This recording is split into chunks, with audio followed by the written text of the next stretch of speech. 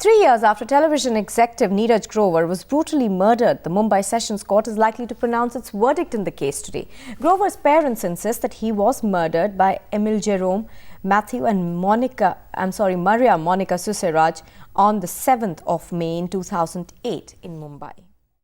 नीरज ग्रोवर जो कि एक टीवी सीरियल प्रोडक्शन में काम करते थे, मारिया सुसाइराज जो कि एक कन्नड़ एक्ट्रेस थी।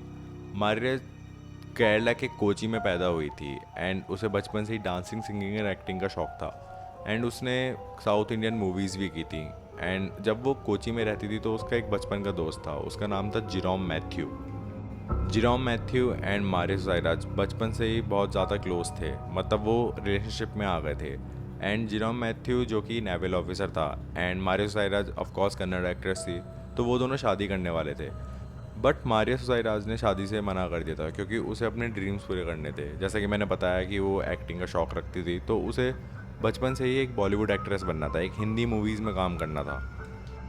तो वो 2007 में मुंबई आ गई एंड मुंबई आके उसे अपने ड्रीम्स पूरे करने थे। बट आपको तो पता है इतना ईजी नहीं होता अपने ड्रीम्स को अचीव करना। तो जब वो 2007 में मुंबई आई थी तो उसकी सबसे बड़ी प्रॉब्लम उसकी लैंग्वेज बन गई, क्योंकि उसे हिंदी आती ही नहीं थी। वो जहाँ भी ऑडिशन देने जाती थी वहाँ से रिजेक्ट हो जाती थी। एक दिन वो ऑडिशन देने गई तो वो नीरज ग्रोवर से मिली एंड नीरज ग्रोवर जो कि 25 ईयर ओल्ड था एंड उसके पापा अमरनाथ ग्रोवर जो कि एक नॉर्मल बिजनेसमैन थे। नीरज ग्रोवर भी मुंबई गया था, वो कानपुर में रहता था एंड वो मुंबई गया था नाम कमाने के लिए एंड वो मुंबई आके बहुत अच्छे से ग्रो कर रहा था। 2008 में जब शाहरुख खान का टीवी सीरियल आया था तब उस सीरियल के प्रोडक्शन का हिस्सा भी थे नीरज ग्रोवर। एक दिन नीरज ग्रोवर जब ऑडिशन ले रहे थे तो मारिया सुसाइराज से वो फर्स्ट टाइम मिले थे, तो उन्होंने मारिया का ऑडिशन लिया एंड तभी उन्होंने मारिया को कहा कि भाई यहाँ हिंदी की वो हो रही है शूटिंग, यहाँ पे ऐसी लैंग्वेज नहीं यूज़ होंगी, अगर आपके लिए कोई काम होगा तो हम आपको दोबारा कॉल करेंगे। देन ये बोल के नीरज वहाँ से चला जाता है और तभी मारिया सुसाइराज कॉल करती है नीरज को। वो कहीं से नंबर अरेंज कर लेती है उसका। देन वो कॉल करती है एंड बोलती है कि हम ऑडिशन में मिले थे, याद है? तो नीरज पहचान जाता है कि हाँ हम ऑडिशन में मिले थे। उस दिन से नीरज और मारिया की बातें होना स्टार्ट हो जाती हैं। एक दिन मारिया उसके फ्लैट पे आती है नीरज के एंड वो फ्लैट में आती जाती रहती है, तो वो जिरोम मैथ्यू को कॉल करती है, मतलब अपने बॉयफ्रेंड को कॉल करके बताती है नीरज के बारे में कि वो मेरी हेल्प वगैरह करता है एंड मतलब बहुत अच्छा मानता है एंड नीरज को मेरे से अट्रैक्शन भी है।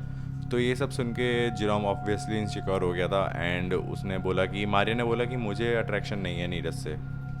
6 मई 2008 मारिया ने मुंबई में एक मलाड नाम की जगह पे फ्लैट लिया था। उसे वो सारा सामान अपना पुराने फ्लैट का शिफ्ट करना था मलाड का जो उसका न्यू फ्लैट था। तो उसने नीरज की हेल्प मांगी एंड नीरज भी रेडी हो गया हेल्प करने के लिए। तो नीरज आया रात को एंड उसने उसकी हेल्प कराई एंड वो हेल्प करा के दोनों एक साथ बैठ गए, दोनों एक साथ बातें करने लगे अपने मलाड वाले फ्लैट पे। उस टाइम करीब 10 बज रहे थे जब वो लोग बातें कर रहे थे। तभी जिरोम मैथ्यू का कॉल आता है, उसके मारिया का बॉयफ्रेंड का उसके पास कॉल आता है एंड वो बोलती है कि हेलो कैसे हो, मतलब वही हाल चाल पूछती है। तो उसके बैकग्राउंड से, मारिया के बैकग्राउंड से एक लड़की की आवाज़ आती है, ऑब्वियसली नीरज की। तो जो जिरोम होता है वो पूछने लग जाता है ये कौन है, नीरज है। तो ऑफकोर्स मारिया बोलती है ये नीरज है एंड वो मेरी हेल्प करा रहा है, न्यू फ्लैट लिया है मैंने मलाड में, तो वो मेरा सामान शिफ्ट करने में मेरी मदद करा रहा है। एंड ये सब सुन के थोड़ा वो और ज़्यादा इनसिक्योर हो जाता है। तो वो बोलता है कि तुम उसे सुलाना मत, मतलब लाइक उसे रुकने के लिए मत कहना, तुम वहाँ से चले जाना, ठीक है? मतलब उसे भेज देना वहाँ से अपने न्यू फ्लैट से, ठीक है? देन वो कॉल कट कर देता है। तभी नीरज सुबह 7 मई मतलब नेक्स्ट मॉर्निंग को निकल जाता है फ़्लाइट पकड़ के एंड वो मलाड के फ्लैट में पहुंच जाता है। देन मलाड के फ्लैट में पहुंच के वो डोर बेल प्रेस करता है तो कोई आंसर नहीं आता, अंदर से कोई रिस्पॉन्स नहीं आता। देन वो दोबारा से डोर प्रेस करता है एंड तभी मारिया निकल के आती है एंड मारिया जिरोम को देख के ऑब्वियसली शॉक हो जाती है एंड जिरोम सीधे ही मारिया के बेडरूम में जाता है एंड वो देखता है वहाँ पे नीरज बैठा हुआ है, मतलब वो सो रहा है नीरज। एंड देन वो किचन में जाता है, वहाँ से नाइफ़ लेके आता है एंड वो नीरज की पूरी बॉडी पे मारने लग जाता है, मतलब पूरी बॉडी पे अटैक कर देता है नाइफ़ से एंड दोनों का झगड़ा होता है। तो इतने बीच ही मारिया बीच में रोकने आ जाती है एंड मारिया जैसे ही रोकती है तो जिरोम उसे चाकू दिखा के धमका देता है कि बीच में मत आओ ये सभी। देन वो फिर से उसके अटैक करने लग जाता है नीरज के एंड देन नीरज की डेथ हो जाती है। नीरज की डेथ होने के बाद मारिया और जिरोम दोनों ही प्लान बनाते हैं कि कहाँ क्या करना है, मतलब इस बॉडी को कैसे डिकम्पोज करना है, मतलब कहाँ जाके कुछ करना है इसका। देन मारिया तभी अपने एक फ्रेंड को कॉल करती है कि मुझे कार की नीड है, मुझे शॉपिंग के लिए जाना है। देन जिरोम एंड मारिया दोनों ही शॉपिंग करने के लिए निकल जाते हैं उसके दोस्त की कार से, एंड वो वहाँ से शॉपिंग में लेते हैं एक प्लास्टिक बैग और एक नाइफ़।